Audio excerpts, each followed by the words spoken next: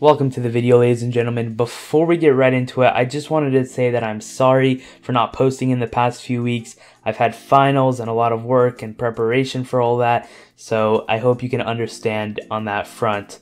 Also, I am giving away V-Bucks every single week, and I haven't forgotten about that, so we're going to be rolling another winner for 1,000 V-Bucks this week. All you have to do is make sure that you subscribed with push notifications on, leave a like on this video, and then go comment down below anything, and you are entered in the giveaway. It is that simple. Regardless, today I actually have a video that I've been preparing for a very long time. It's taken me so long to edit and put the video together. It actually took me over 17 hours to get all the clips together. And yes, I am talking about the Fortnite solo showdown. If you're at all interested in Fortnite and their esports scene that is developing, you know that Epic is doing everything that they can to push the esports scene for Fortnite. So that's why it didn't come off as too much of a surprise when I found out that Epic Games was hosting an event where they are giving away 50,000 V-Bucks to the top winner. Of course, there's a lot more than just that. Anybody from place 2nd to 100 would also receive varying prizes of V-Bucks from 7,500 all the way up to 25,000. Now, although Epic Games can just print out these V-Bucks like it's nothing, they didn't really actually have to provide much of a prize pool to get a lot of people riled up and ready to get into this competition. So me being the smarty pants I am, I obviously want to try to game the system in any way I can, so I took myself to the official rules page. Now, as you guys can see on the screen, the official rules page states that you get points simply based on your placement, and that is definitely a flaw in the system. Now again, being the person to game the system, I decide to come up with an elaborate plan, and this includes me sitting in a bush for over 17 hours in order to try to get a high placement in the solo showdown. I mean, who doesn't want free V-Bucks, especially if it only takes a few hours of work and a little bit of boredom. Okay, maybe a lot of boredom. Regardless, I still view it as a worthwhile venture, so I move on with the plan. So at the beginning, my strategy was just to get a minimal amount of weapons and loot, and to pick up one item that I could hold in my hands that would make my hands be empty, so you guys can see that I can actually hunch down in the bush and fully be able to hide. That's one of the very important aspects, because if you can't hunch over, then you're actually going to be poking out just a little bit out of any bush, and that is no bueno.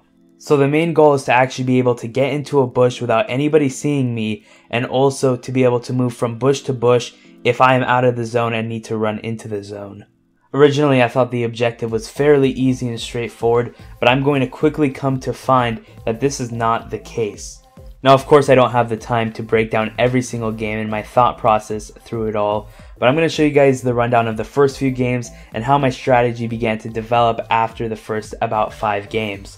Now again, we're in game 1, I'm completely fresh, not knowing what I'm expecting, but it looks like things are working out from the get-go. Fortunately for me, I make it to the top 7, so I'm feeling pretty good, pretty hyped, but then I run into problem number 1. Now problem number 1 is an enemy, and he has a lot more loot, a lot more resources, and a lot more power than I do. So even though I die here, getting 7th place in my first attempt is not bad by any stretch, but it still makes me realize that I need to change up my strategy a bit. I might need to get a little bit more resources and loot just in case that late game someone pushes me or something unexpected happens. I need to have a fallback plan. Game 2 definitely works a lot more in my favor here. I have a lot more loot. I have a tac shotgun, a pump, an AR, a lot more shield, and a lot more materials, which is the big thing that I think helps save me on later in the game. In the top 10 at this point, I have already secured myself a lot of points, and it looks like a no-skin normie is trying to take away my life at this point in time.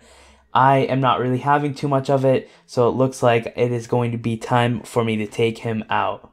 And no sir, I do not mean dinner. Now even though I get absolutely popped here, I do end my second game in 2nd place, which is a lot more favorable result than game number 1.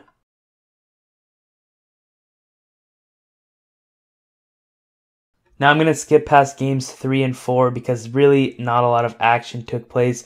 I got some decent placements once again, but not really much on the kill feed. Against my best efforts, I still come across a decent amount of people in this match. Luckily, I was able to combat them fairly easily. Although I'm not able to win this one per se, I still got a pretty decent placement. I got a lot of action, and I think in general this was a pretty good game for me, and it helped to bump up my stats just a little bit.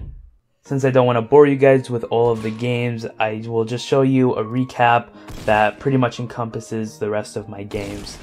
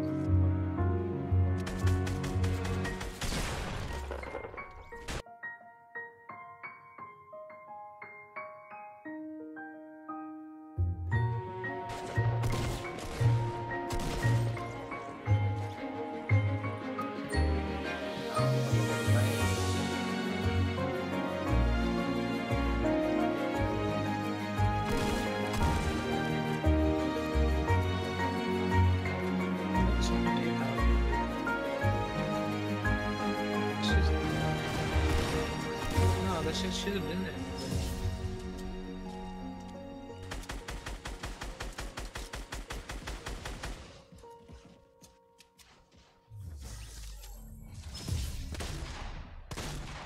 Now, although I did have a lot of very good games where I placed very high and got a lot of solo showdown points, it didn't always work out like that. These next few clips are going to show me dying very early on in the game, which if you don't know, very negatively impacts your solo showdown overall score. Dying early on in the game means that you lose maybe 40 or 50 or maybe even 60 points in that match of the possible 100 points you can get from that solo showdown game. While in every other game, I would only lose 10, 15, maybe 20 points max. So in a sense, it was truly 2 steps forward and 1 step back. As much as you could try, there's always going to be some variance. Somebody's obviously going to land by you once in a while, despite your best efforts, and it's going to lead to you dying. So even though hiding in a bush is a very good strategy, if you can get in there safely and nobody finds you, there are some games like you guys just saw that is out of my control, and that really devastated a lot of my score. So now what you guys have all been waiting for, here it is, my game sheet, all 50 games listed on the spreadsheet, and by the end of all 50 games, I have 3,765 out of 5,000 points. Now originally, as I was finishing up the games, the Fortnite leaderboards would have put me at around 60th to 70th place, but as more and more people came in and my score updated into the system as well, that definitely changed a lot.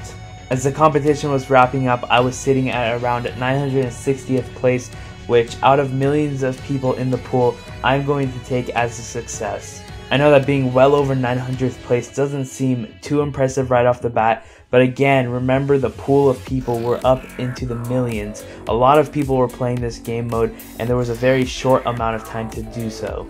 So at the end of the day, I am personally going to take this challenge as a success. Sitting in a bush for 17 hours was completely boring, but I think it could teach Epic a lot. The point for me to make this video off the bat was not just because of the entertainment value, even though I know it's something that people were going to be interested in. I actually want to have a heart-to-heart with Epic themselves. Ever since Epic announced that they are going to be putting in $100 million for their esports prize pools for the rest of this year and next year, I think that they need to be very careful on how they allocate those funds. Now don't get me wrong, it was definitely fun playing the solo showdown, but this is the big point that I'm trying to get as a takeaway. Basing the competitive scene only on placements and placements alone is not going to work out for the average user. There's just too much RNG and loopholes in the system where people that are maybe not as good as others might be ranked above other people. Now if there's any system that someone can sit in a bush and actually rank within the top 1% of players, that needs to be fixed. Now I suggest for a competitive season we see something that has elo in it that takes into account different measurements such as kills, placement, damage to different players, possibly headshots, and some other different factors that could lead to actually gauging someone's all-around skill performance. Of course, there is no clear-cut answer, but Epic Games, this is my plea to you guys. Just make sure that you make a game that is fair and actually truly represents who the top players are in the bracket, and I am more than happy to be participating in those events. So I think that's going to be it for me, guys. I hope you enjoyed the video. If you did, please just make sure to leave a thumbs up and don't forget to subscribe. It makes me know that I am doing the right thing here, because in this video alone, I have put over 20 hours from actually getting all the content, editing, rendering, and posting this video, so hopefully that's appreciated. Other than that, guys, I am out. Peace.